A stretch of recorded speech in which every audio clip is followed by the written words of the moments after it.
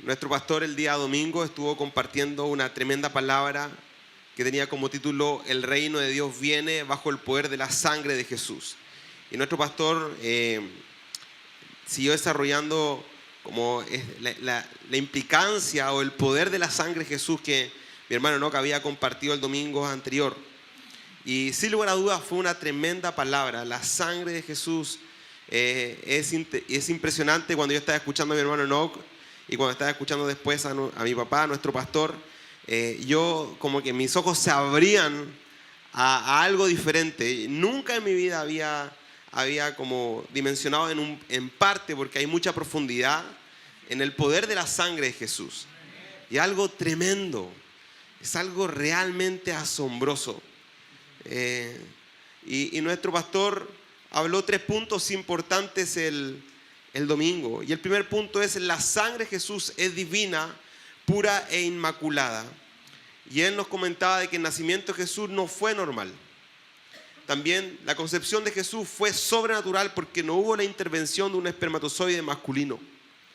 También nos decía: el Espíritu Santo de Dios fue el agente divino que permitió la concepción de Jesús en el vientre de María. Y él nos comentaba que se asesoró con algunos ginecólogos y le dieron la observación de que la carga genética la da el espermatozoide, no el óvulo.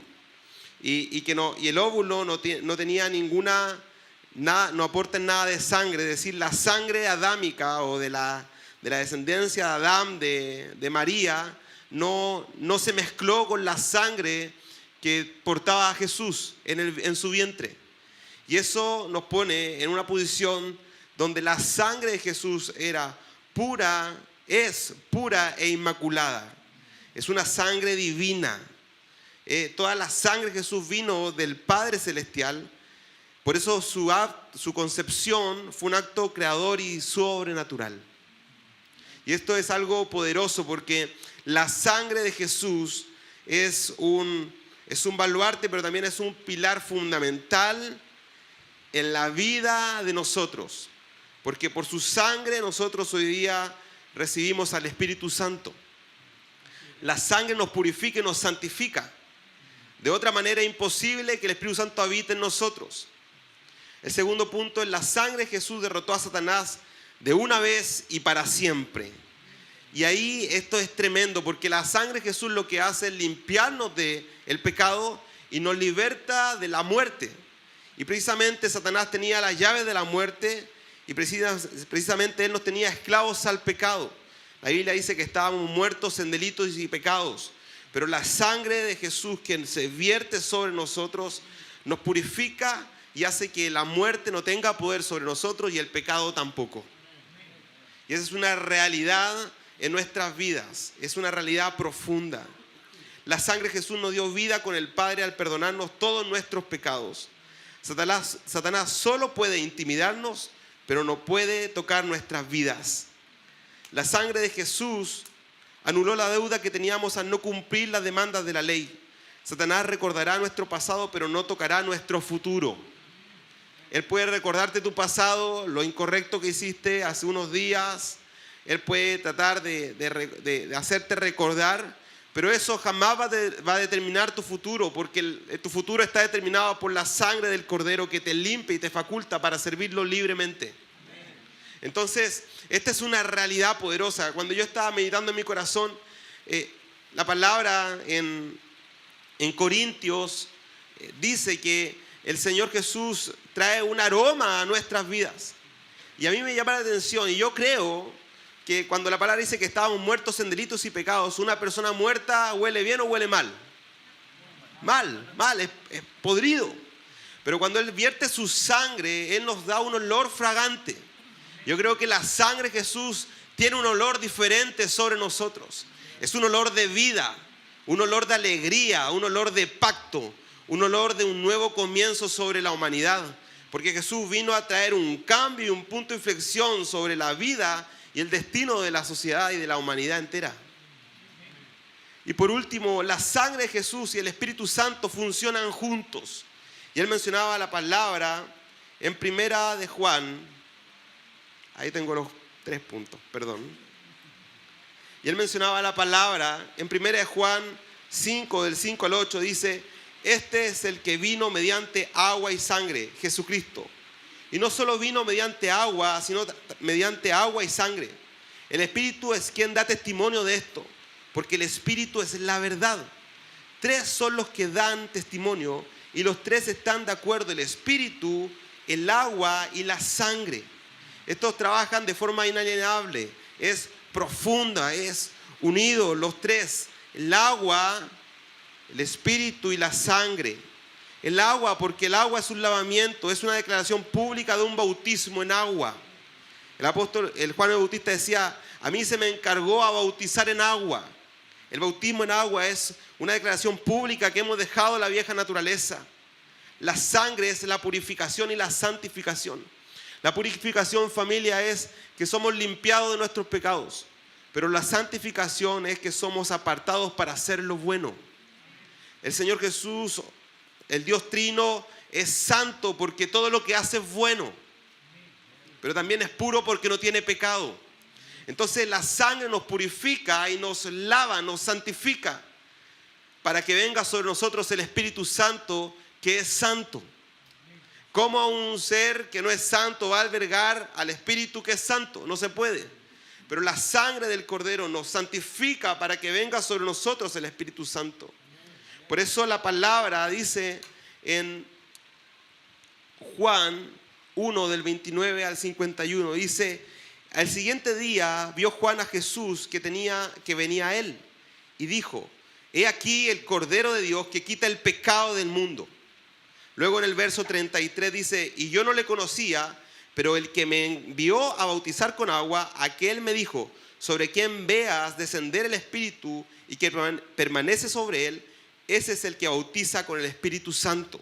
Primero Juan no anuncia que bautiza a Jesús con el Espíritu Santo.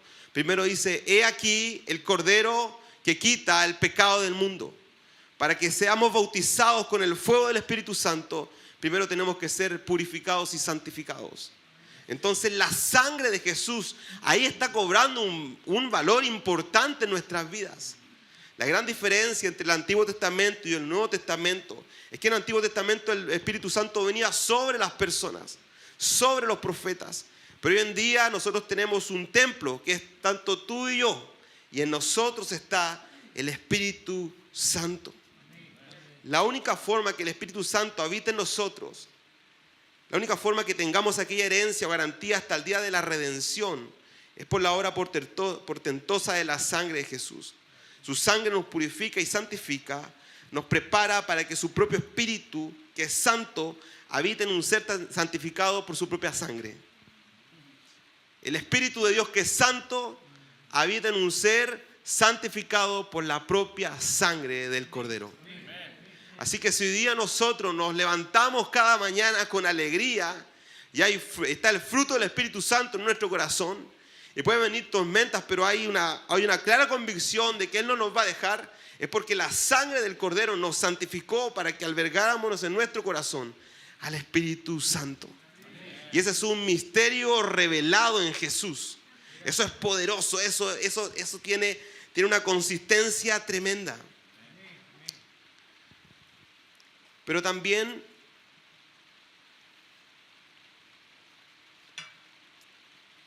es importante que cuando yo estaba orando al Señor, la predicación del domingo fue espectacular, fue sumamente consistente, fue una riqueza impresionante.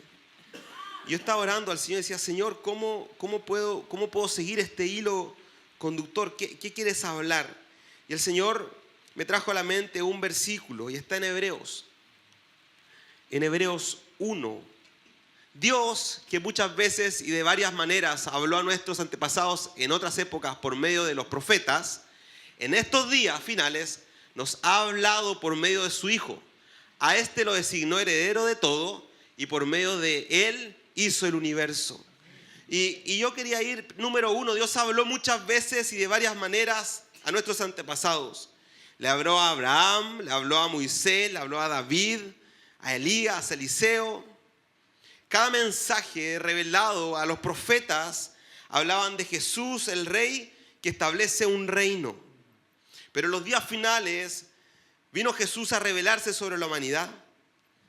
Y eso es poderoso. Entonces, bajo esa mirada de cómo Jesús, Él se mueve y cómo Él revela su nombre, yo empecé a estudiar y me vino a la mente en Hechos 7, había un hombre, un joven que se llamaba Esteban, que delante del Sanedrín hizo una tremenda exposición acerca de Dios. Y él habla acerca de unos hombres de Dios que yo creo que tiene mucho sentido con la sangre del Cordero. Ahí vamos a ir como desglosando. Pero cuando estaba Esteban, perdón por saltar tan rápido de Hebreo, ¿cierto? Dios se revela a través de los profetas. Esteban era un hombre que recibió al Espíritu Santo, lleno del Espíritu Santo, y él tuvo una confrontación con el Sanedrín, con aquellas personas que negaban a Jesús como el Mesías. Y cuando él habla, él hace una tremenda exposición. Y en esa exposición él habla de que, vamos a hacer un recuento rápido, estaba Dios, se revela a Abraham, ¿cierto? Abraham es bendecido. Después de ser bendecido Abraham, dice la Biblia de que hubo una escasez en la tierra y se levanta José como el segundo del faraón. Israel se asienta en Egipto, pero un rey de Egipto se olvida quién fue José y los esclavizan. Y cuando los esclavizan aparece Moisés y Moisés los libera y después pasa la jineta a Josué. Josué entra a la tierra prometida y después pasa mucho tiempo y aparece un hombre que se llamaba David. Y Esteban hace un recuento de aquellos hombres que Dios habló en el antepasado al pueblo. Dios habló de muchas formas y de muchas maneras. Habló de muchas formas con Abraham, habló de muchas formas con Moisés, habló de muchas formas con David, pero hay algo esencial en cada uno de ellos. Y lo primero es que cuando Dios habla con Abraham, Él hace un pacto de bendición sobre Abraham. La palabra en Génesis 12, del 2 al 3 dice así: y haré de ti una nación grande y te bendeciré y engendraré tu nombre, y haré de ti una nación grande y te bendeciré y engrandeceré tu nombre y serás bendición. Bendeciré a los que te bendijeren y a los que te maldijeren maldiciré. Y serán benditos en ti o benditas en ti todas las familias de la tierra. Dios habló a los antepasados de muchas formas, de muchas maneras. Y Él se revela a Abraham y lo bendice. Y le da una promesa: tus familias bendecirán a todas las naciones. Habrá una bendición porque Dios escoge a Abraham y a su descendencia para revelar su gloria a la humanidad. Y cuando Él se revela, Dios habla a Abraham. Pero después también Dios se revela a Moisés. Y la palabra dice así en Éxodo 19, 5 a 6. Ahora bien, esto es lo que dice Dios, habla a Moisés. Ahora bien, si me obedecen plenamente y cumplen mi pacto, ustedes serán mi propiedad exclusiva entre todas las naciones, aunque toda la tierra me pertenece. Ustedes serán para mí un reino de sacerdotes y una nación santa. Comunica esto a los israelitas. Hasta ese punto Dios elige a Abraham y se pone a la descendencia de Abraham en el corazón como su pueblo santo. Después Dios va y hace un trato, un convenio con Moisés, un convenio legal. Le entrega 10 mandamientos, le entrega preceptos, le entrega estatutos. Le dice cómo tiene que ser el arca del pacto, le entrega cómo tiene que ser el lugar santísimo, el lugar santo. Hace precepto y le dice: si tú cumples cada uno de mis mandamientos, serás para mí, haré de ti y de tu nación un reino de sacerdotes y una nación santa. Dios se revela en los antepasados con profetas de muchas maneras, de muchas formas. Fue con Moisés que se revela el atributo de la santidad de Dios, ¿se acuerdan? Cuando está la zarza y se saca: quítate las sandalias porque estás pisando tierra santa. Dios se revela en santidad. Pero después Dios también, hay un tercer hombre que marca la historia en el pueblo, que es David. Y Dios habla a David y también le hace una promesa. En 2 Samuel 7, del 2 al 16, lo abrevié. Y dice: levantaré después de ti a uno de tu linaje. Estableceré el trono de su reino para siempre. Yo le seré a él padre y él me será a mí hijo. Ahí está Jesús y Dios. Tu casa y tu reino serán estables para siempre. El reino de Dios delante de tu rostro y tu trono será eterno. ¿Por qué quiero ir con esto? Porque Dios se ha ido revelando al pueblo de Israel y trayendo una bendición. Dios nunca abandonó al pueblo de Israel. Dios siempre los sacó con brazos fuertes. Él no permitió que nada les tocara. Cuando ellos se humillaban delante de Dios, clamaban al Señor, los perdonaba su tierra y los bendecía, los fructificaba, los levantaba. ¿Y qué tiene que ver esto con nosotros? Entonces, primero, Dios se revela a Abraham. Después Dios se revela a Moisés con toda gracia, con la ley. Dios se revela a David prometiendo un reino eterno. A Jesús, Él me será por padre, yo le seré por padre y Él me será por hijo. Pero después hubo un último revelación sobre la humanidad. Y esa última revelación tiene que ver con un pacto que Dios hizo sobre la humanidad. Algunos dicen que hubo un pacto abrahámico, otros dicen que hubo un pacto mosaico, otros dicen que hubo un pacto davídico o acuerdos, como uno le quiera llamar.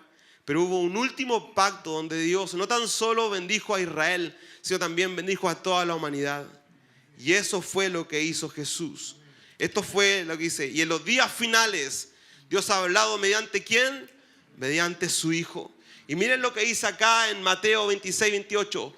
Porque esta es mi sangre del nuevo pacto, que he derramado por muchos para el perdón de los pecados. Marcos 14, 24. Y les dijo, esto es mi sangre del nuevo pacto, que es derramado por muchos. En Lucas 22, 20.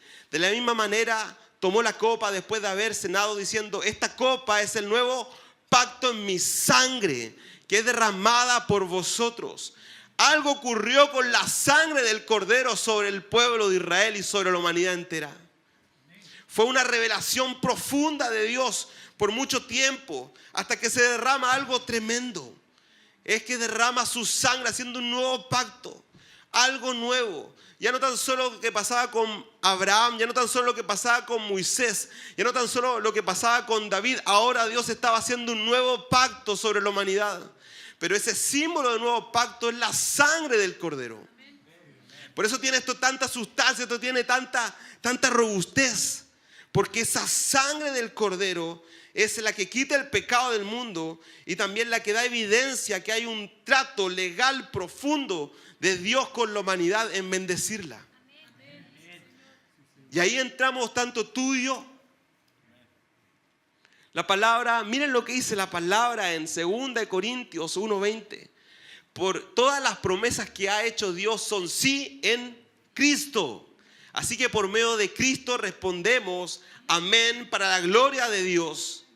2 Corintios 1:20, Reina Valera dice, porque todas las promesas de Dios son en el sí y en el amén, por medio de nosotros para la gloria de Dios. Todas las promesas que Dios hizo a Abraham, a Isaac, a Jacob, a Moisés, a David, a los profetas, al pueblo de Israel son concretadas en Jesús. Jesús es la descendencia de Abraham. Jesús cumple la ley de Moisés. Y Jesús es el Rey eterno a semejanza de Melquisedec. Y en ese Jesús, familia, nosotros comemos y bebemos de su sangre. Así que todas esas promesas que se concretaron en Jesús son para nosotros su iglesia, mediante su sangre. Por eso la palabra en Romanos 8:17 dice así, y si hijos, también herederos, herederos de Dios y coherederos con Cristo, si es que padecemos juntamente con Él, para que juntamente con Él seamos glorificados. Familia, la sangre de Jesús tiene algo poderoso. Es que es algo nuevo que Dios hizo antes de padecer en la cruz. Él dice, esta es mi sangre de un nuevo pacto. No tan solo perdonaré sus pecados, sino también los bendeciré como bendije a Israel. Le mostraré mi gloria como lo hice con Moisés. Me deleitaré en mi corazón como lo hice con David. Porque Jesús cumple cada uno de los preceptos para que nosotros seamos coherederos de Él mismo. Pero eso parte con algo que se llama sangre de Jesús vertida en el madero. A mí lo que me llama la atención, familia, es que si con Abraham Dios juró por sí mismo, ahora con nosotros Dios no solo jura por sí mismo, sino que también entrega su propia sangre como sello de este nuevo pacto o tiempo con la humanidad. Si con Moisés él jura por sí mismo y con Moisés le entrega preceptos para que un sumo sacerdote mate a un cordero, un macho cabrío y lo sacrifique, ¿cierto?, en el altar, con nosotros Jesús, Dios, no tan solo se compromete en bendecirnos, sino que Él se vuelve sumo sacerdote y Él se entrega a sí mismo por los pecados derramando su propia sangre. Y eso es tremendo. Jesús es el autor y consumador de la fe. Jesús comienza bendiciendo un pueblo para que resplandezca sobre las naciones y consuma la fe derramando su sangre y comprando a todas las naciones. Si con Abraham, con Moisés o con David Dios tenía un pacto con Israel, mediante su sangre es un pacto con todos. Por eso la palabra dice así en Apocalipsis 7:9. Después de esto miré y apareció una multitud tomada de todas las naciones, de los tribus, los pueblos y lenguas. Eran tan grandes que nadie podía contarla. Estaban de pie delante del trono y del Cordero, vestidos de ropas blancas y con ramas de palma en la mano. Familia, la sangre de Jesús es tan preciada que no solamente compra pueblos, también compró naciones. Y eso es maravilloso. Él compra naciones, familia. La sangre de Jesús tiene tanto poder que no tan solo compró Israel, compró todas las naciones del mundo. Y acá dice, después miré y apareció una multitud tomada de todas las naciones, de todos los pueblos, de todas las tribus, de todas lenguas. La sangre de Jesús es el poder que se derrama con el cumplimiento de todas las promesas en Cristo, porque todas las promesas son sí y amén en Cristo Jesús.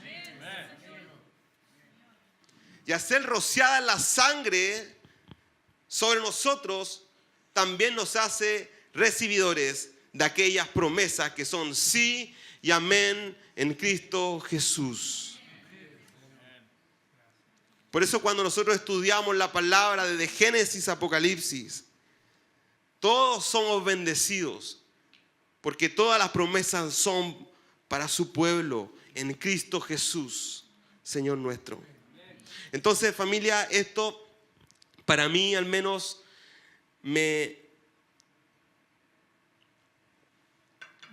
como se diría, me voló la cabeza. Porque a veces nosotros vemos la sangre que limpia nuestros pecados, pero la sangre es el símbolo que Cristo cumple cada uno de aquellas revelaciones que hizo a la humanidad y en sí misma elige bendecir a su pueblo con toda bendición espiritual. Y eso es lo mejor que nos pudo haber pasado. Ese es el misterio que estaba encubierto. Es el misterio que estaba, no pudieron, los fariseos no tuvieron el entendimiento de poder comprender quién estaba al frente de ellos. Satanás no tuvo idea de lo que significaba la cruz. Él pensaba que estaba ganando la victoria cuando lo que estaba haciendo era el plan maestro de Dios por la humanidad. Esa sangre derramada por Jesús, cada gota de la sangre derramada por Jesús es una gota de mediación entre el Dios con cada una de la humanidad, de cada nación, de cada pueblo, de cada tribu, de cada persona de nosotros. Nuestro pastor nos habló acerca de Hebreos. Y con esto yo me gustaría tomar 2 puntos importantes. Hebreos. Vamos a ir leyéndolo. 9 del 11 al 12. Dice así: pero Cristo, al presentarse como sumo sacerdote de los bienes definitivos, en el santuario más excelente y perfecto, no hecho por manos humanas, es decir, que no es de esta creación, entró una sola vez y para siempre en el lugar santísimo. No lo hizo con sangre de machos cabríos y becerros, sino con su propia sangre, logrando así un rescate eterno. Quiero leerlo de nuevo porque es muy interesante. Pero Cristo, al presentarse como sumo sacerdote de los bienes definitivos, en el santuario más excelente y perfecto, no hecho por manos humanas, es decir, que no es de esta creación, entró una sola vez y para siempre en el lugar santísimo. No lo hizo con sangre de machos cabríos y becerros, sino con su propia sangre, logrando así un rescate eterno. Después dice así: la sangre de machos cabríos y de toros y las cenizas de una novilla rociadas sobre personas impuras, las santifican de modo que quedan limpias por fuera. Si esto es así, ¿cuánto más la sangre de Cristo, quien por medio del Espíritu Eterno se ofreció sin mancha a Dios, purificará nuestra conciencia de las obras que conducen a la muerte, a fin de que sirvamos al Dios viviente?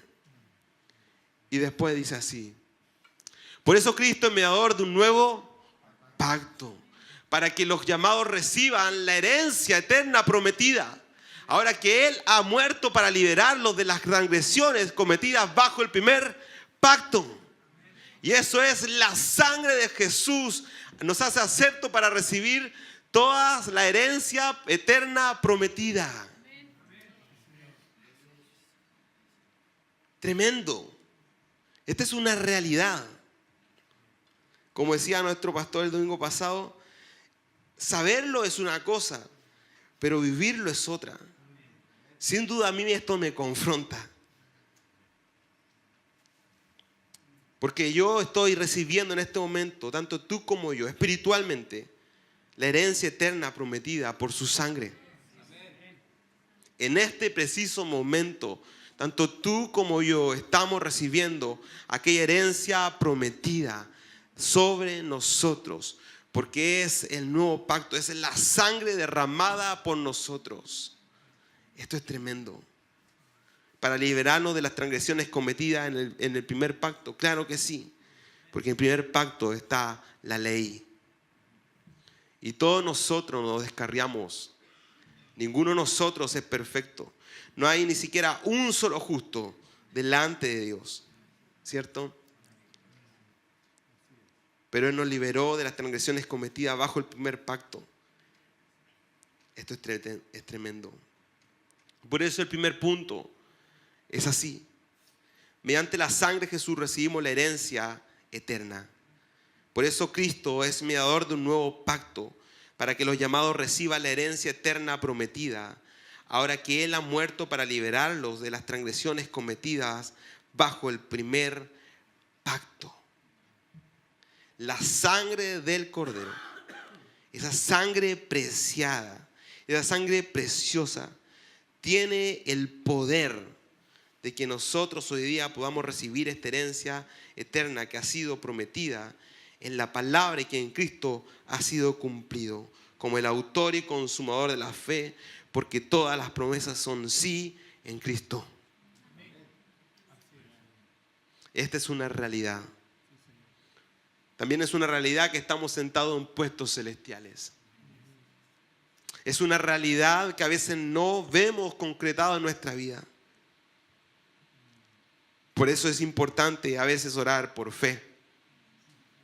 Que Dios aumente nuestra fe. Que sople fe sobre nuestros corazones. Que sople fe sobre nuestros corazones. Porque la fe llama a las cosas que no son como si fuesen.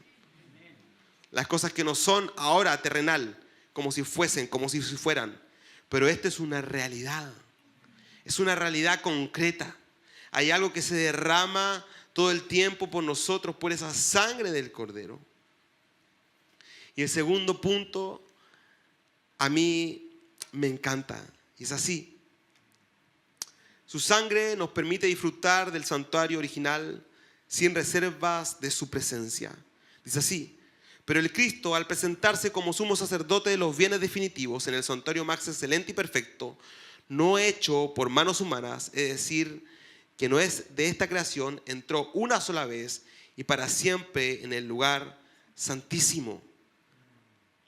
Familia, en Hebreos 8:5 dice así: estos sacerdotes, hablando de este santuario que antes existía, ¿cierto? Antes que Jesús entrara en este santuario eterno.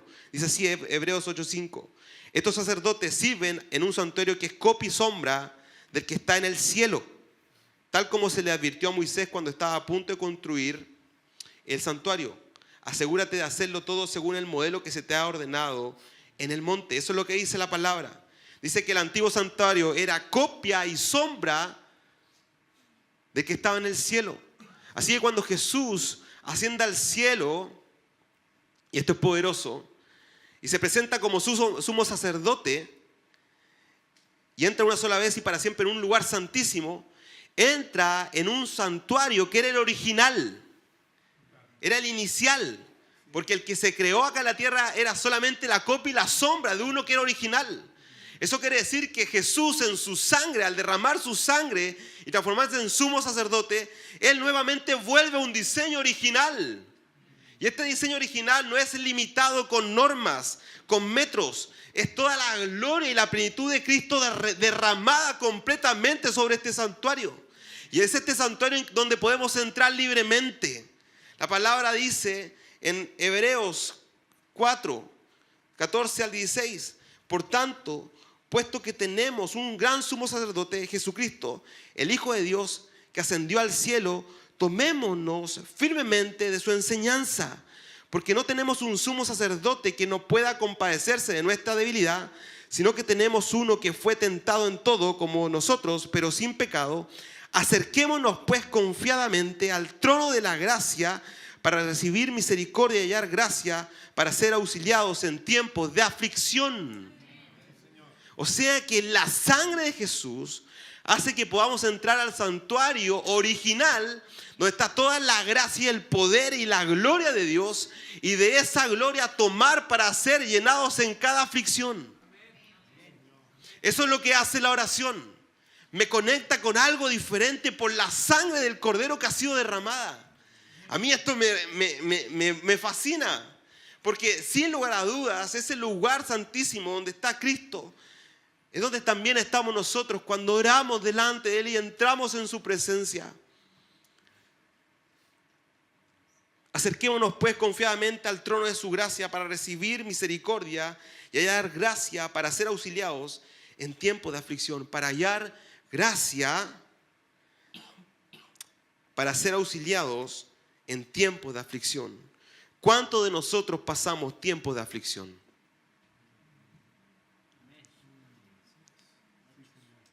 Yo creo que todos, ¿cierto?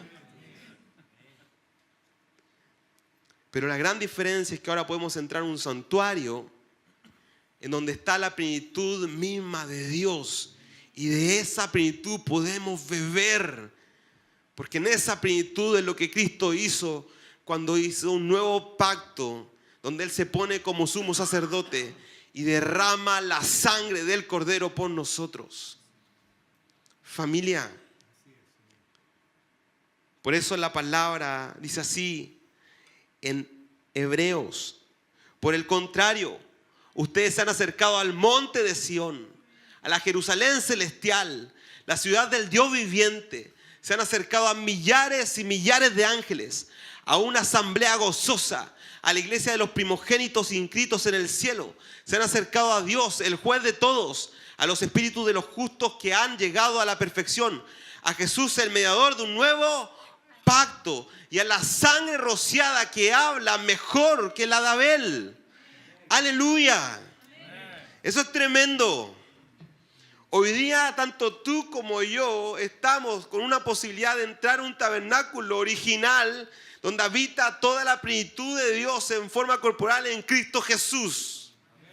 Y de esa plenitud podemos beber y comer en los tiempos de aflicción para ser llenados y levantados.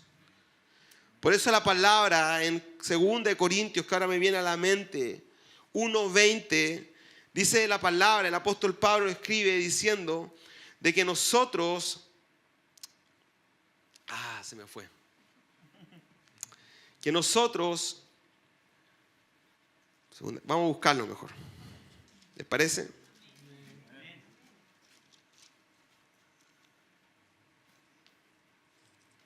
Segunda de Corintios.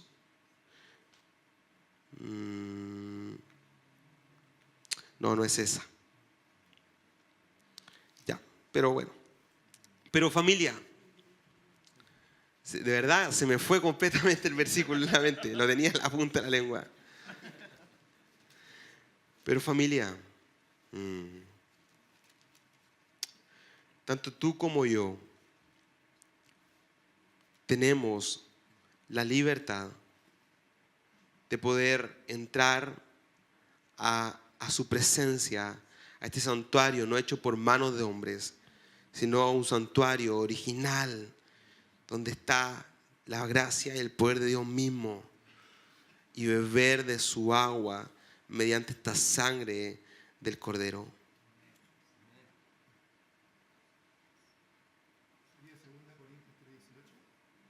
No, ahora sí, 2 Corintios 2, 14 al 16. Pero gracias a Dios que siempre nos da la victoria en el Cristo y que manifiesta en todo lugar el olor de su conocimiento por medio de nosotros. Porque nosotros somos para Dios olor grato por medio del Cristo entre los que se salvan y entre los que se pierden. Cuando yo bebo de ese santuario, cuando yo por la sangre del Cordero puedo entrar a este lugar profundo, único, Dios siempre me dará la victoria en el Cristo.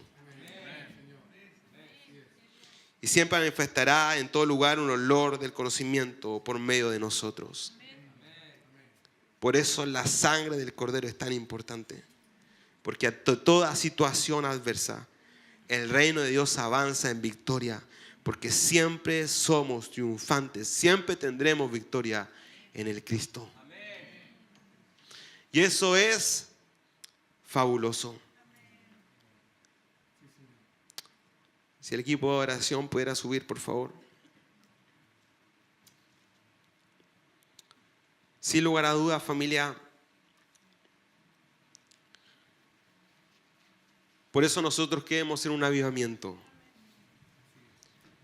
Por eso creemos que la oración hace su gloria, que su gloria se manifieste plenamente en nosotros. Por eso clamamos como centinelas, porque tenemos la certeza que su gloria cada segundo se hace más y más tangible y concreta, porque su sangre fue derramada y es nuestra más sólida argumento y certeza que así ocurrirá un derramamiento poderoso de su presencia. No somos nosotros ni tampoco nuestros actos, que cuando clamamos en la sangre del Cordero que nos permite entrar en un lugar que nunca nadie antes había podido entrar y beber de algo que nunca nadie antes había podido beber, porque la sangre nos faculta y nos capacita para entrar profundamente en ese lugar. Por eso yo quería animarles para esta casa de oración. Porque no tenemos un templo hecho por manos de hombres. Vamos a entrar a sus atrios con alabanza, pero es un atrio de un diseño original, donde toda su hermosura, toda su gloria se manifiesta con poder. Es porque su sangre nos ha comprado, nos ha purificado y nos ha santificado para entrar libremente a ese trono de la gracia. Por eso es tan importante la intercesión. Por eso es tan importante la oración. Porque eso mueve la mano de Dios, porque está frente a Dios mismo, delante de su trono, trayendo olor agradable ante su presencia, pidiéndole que su reino venga y irrumpa la sociedad, pidiendo que Dios venga y te sacie de tu aflicción, pidiendo que Dios rebose tu copa delante de tus angustiadores, pidiendo que Dios te dé la victoria, porque siempre tendrás la victoria en Cristo. Ese es el poder de la sangre del Cordero. No es algo lejano, no es algo que no tiene sustento, es algo que reúne todas las cosas en Jesús, el autor y consumador de la fe. Esa es la piedra angular del ministerio. Es el único digno de gloria y honra, que cumple todo en sí mismo, porque todas las promesas son sí y amén en Él. Y en Él tenemos la victoria siempre. Y nada podrá hacerte frente, porque entrarás en el atrio del Padre amado. Nos hemos acercado, familia, al monte de Sión. Nos hemos acercado a la Jerusalén celestial, a la ciudad del Dios viviente. Es por la sangre del Cordero que puedes acceder a eso. Es por la sangre del Cordero que yo puedo acceder a la ciudad del Dios viviente. Y ahí ser consolado con toda consolación, porque Dios es un Dios de consolación. Dios es un Dios de restauración. Dios es un Dios proveedor, un Dios sanador. Yo me alegré con los que me decían: a la casa del Señor iremos. Yo me alegré con los que decían: a la casa del Señor iremos, porque ahí seremos bendecidos. Ahí seremos restaurados. En cada momento de flectar tu rodilla delante de su presencia. Es el lugar más alto que puedes estar en la tierra. Porque cuando tú te humillas delante de su presencia, por la sangre del Cordero estás en su trono. Y cuando estás en su trono puedes sentir sus caricias. Es la plenitud de Dios mismo derramada en tu vida. Por eso es tan importante que nos volquemos a una vida de intercesión y oración. Es importante que nos volquemos a una vida de oración todos los martes a las 10:30 por Puerto Montt. Porque no les oramos a un Dios lejano, es que oramos y nos acercamos al Dios vivo, a la ciudad del Dios vivo, a la Israel, a la Jerusalén celestial, a los millares y millares de ángeles. Y eso solo puede ser por un nuevo pacto que ha sido derramado en su sangre. Por eso cuando Él grita: consumado es, venía sobre nosotros una bendición que aún no podemos comprender del todo. Pero cuando estemos en el cielo podremos mirar realmente la magnitud de esta sangre del Cordero que se derrama por sus hijos y nos llena por completo a esa plenitud de la divinidad que habita en forma corporal en Cristo. ¿Cuántos de nosotros queremos recibir de eso? ¿Cuántos de nosotros queremos entrar a ese trono celestial? La buena noticia es que ya estamos ahí por su sangre. Así que ahora vamos a tener un tiempo de oración. Un tiempo de adoración delante de su presencia.